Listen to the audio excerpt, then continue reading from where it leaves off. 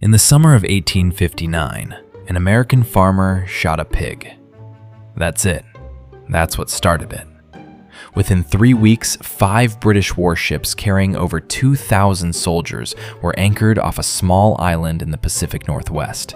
Their guns, trained on 66 American infantrymen, dug into a hillside. Both sides had live ammunition. Both sides had orders. Both sides were waiting to see who would blink first. The pig did not survive to see any of this. The pig was the only casualty. This is the story of the Pig War, the most politely catastrophic near conflict in the history of two nations that had already tried to kill each other twice, and were, apparently, willing to try a third time over a farm animal.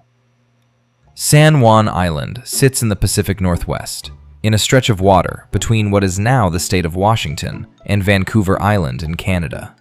It is beautiful, forested, cold, quiet, surrounded by the kind of gray-blue ocean that looks like it was painted by someone who had never seen a warm color. In 1859, nobody was entirely sure who owned it. The Oregon Treaty of 1846 had divided the Pacific Northwest between the United States and Britain along the 49th parallel. Straightforward enough on a map, considerably less straightforward in practice, because the treaty used the phrase "the channel" to describe the water boundary, and there were 2 channels.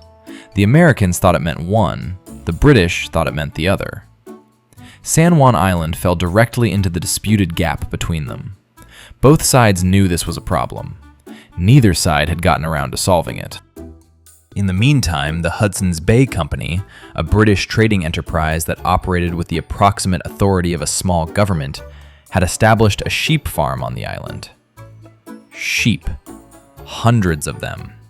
And a small number of American settlers had also moved onto the island, claiming land under American homestead law. 2 flags, 1 island, a lot of sheep. Nobody had fired anything yet. Lyman Cutler was an American farmer.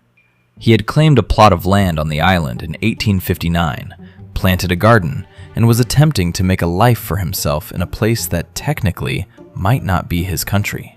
On June 15, 1859, he woke up and found a large black pig digging up his potato garden. This was not the first time. The pig belonged to the Hudson's Bay Company farm. It had a long history of escaping and eating things that weren't its. Cutler had complained before. Nothing had changed. So Lyman Cutler did what any frustrated farmer would do. He got his rifle. The pig died. The pig's owner, a Hudson's Bay man named Charles Griffin, was furious.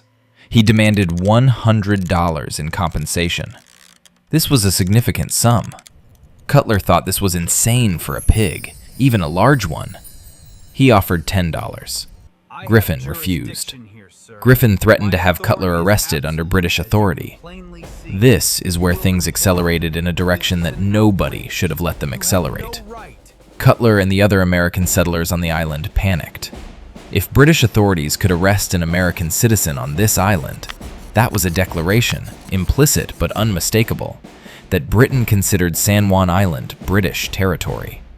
They sent an urgent letter to the nearest U.S. Army post. They asked for protection. The U.S. Army sent them Captain George Pickett. George Pickett was 34 years old, a veteran of the Mexican-American War, and possessed of the kind of confidence that either makes a man a hero or a catastrophe. In 4 years, he would lead the most famous, disastrous charge in American military history at Gettysburg. In 1859, he was simply a captain with orders and an opinion. His opinion was that American citizens deserved American protection on American soil, and that San Juan Island was American soil, and that he would be putting 66 soldiers on it immediately. On July 27, 1859, Pickett landed on San Juan Island with 1 company of U.S. infantry. He issued a proclamation declaring the island to be under the exclusive jurisdiction of the United States of America. The British response was prompt. A Royal Navy warship, HMS Tribune, arrived almost immediately. Its captain informed Pickett that the island was under British jurisdiction and that his presence was unacceptable. Pickett disagreed. The captain left. The warship stayed. More warships arrived.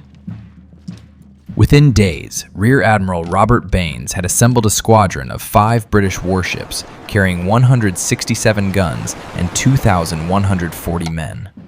George Pickett had 66 soldiers, 14 cannon, and no backup coming. Pickett was advised, in urgent terms, to stand down.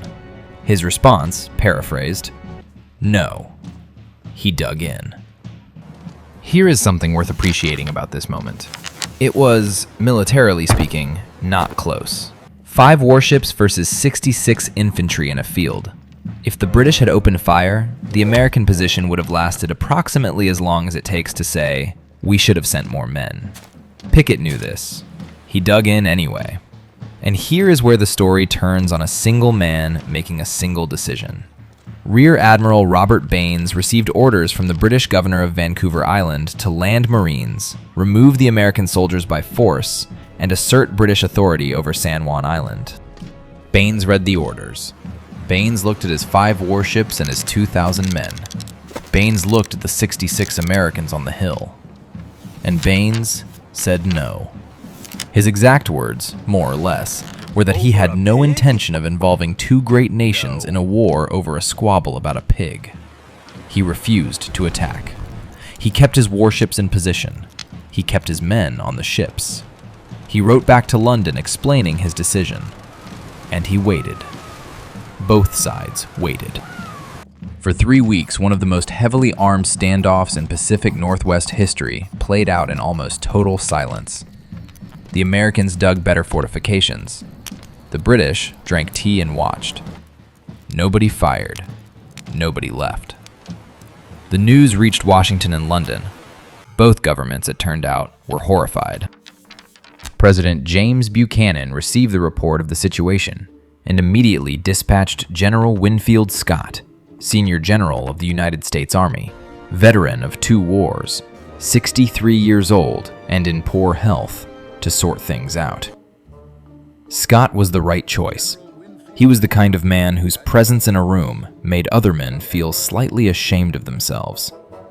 He arrived in October 1859, assessed the situation, and proposed a solution: joint military occupation. Both nations would maintain a small military presence on the island. Neither side would assert exclusive authority. The underlying territorial question would be resolved through negotiation. Both sides agreed. The British camp went on the north end of the island. The American camp went on the south end. They settled in. What followed was one of the stranger chapters in the diplomatic history of either nation. The joint occupation of San Juan Island lasted from 1859 to 1872. 12 years. The British camp had, at its peak, around 100 Royal Marines. The American camp had a similar number of infantry. They were stationed approximately 8 miles apart on an island roughly 12 miles long. They could not have avoided each other if they tried. They did not try. The 2 camps developed a cautious, improbable camaraderie. They played sports together.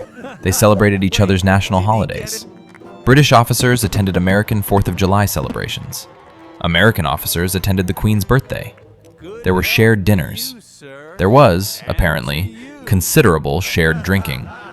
In the broader context of 2 nations that had fought 2 wars and nearly started a third, the soldiers of San Juan Island were doing something their governments had repeatedly failed to do: getting along. The pig, in retrospect, had inadvertently created one of the warmest chapters in Anglo-American relations. The pig would have appreciated this. Probably.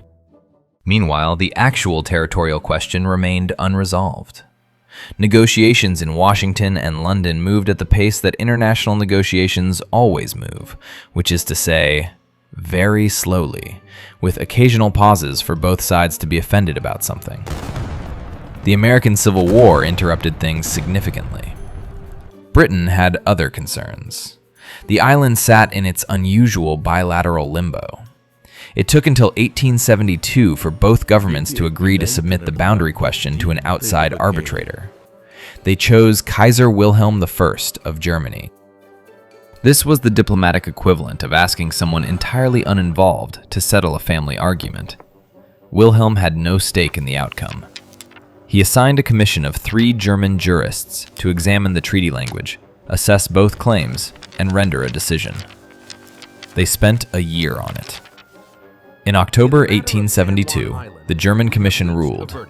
The boundary ran through Harrow Strait, the channel the Americans had always claimed. San Juan Island was American territory. The British camp was formally evacuated. Royal Marines sailed away. The joint occupation ended. The American soldiers held a small ceremony, and then they left too. The island had no strategic military value. It was just an island in the Pacific Northwest, beautiful and forested and cold. It had been fought over, or rather, stared at while being theoretically fought over, for 13 years because 2 countries couldn't agree on what the word channel meant in a treaty, and one farmer had gotten tired of a pig eating his potatoes. The British soldiers left. The Americans left. The sheep remained. The sheep had been there the whole time and had taken no position on any of it. Here's what I find remarkable about the Pig War. Every man who was supposed to start it refused. Lyman Cutler didn't start a war. He started an incident. The escalation that followed was the work of every person up the chain of command who responded to the incident by sending more soldiers instead of more diplomats. George Pickett dug in when he should have negotiated. The governor of Vancouver Island ordered an attack that would have been catastrophic. And then Baines said no. Baines saved 2 countries from a war that neither country wanted, that neither country would have benefited from, that would have been triggered by a dispute that was ultimately resolved by a German commission ruling that one word in a treaty meant one specific thing. He is not particularly famous. He gets a footnote in the Pig War story, which is itself a footnote in the history of Anglo-American relations. But in the summer of 1859, one man looked at 66 Americans on a hill and 5 warships under his command and decided that this was not a situation that required guns. He was right. The pig, obviously, would have preferred the decision had come slightly earlier. The Pig War ended with no human casualties.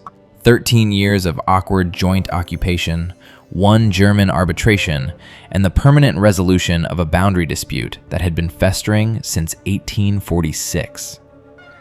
The island is now a U.S. National Historical Park. You can visit both camps. The British camp has been preserved. The American camp has been preserved. They stand at opposite ends of the same small island, 8 miles apart, as they stood for 12 years while the soldiers inside them played cricket and drank together and waited for their governments to figure out what they were doing. The pig's name, as far as history records, was never given. It was just the pig, which, given everything that followed, seems about right.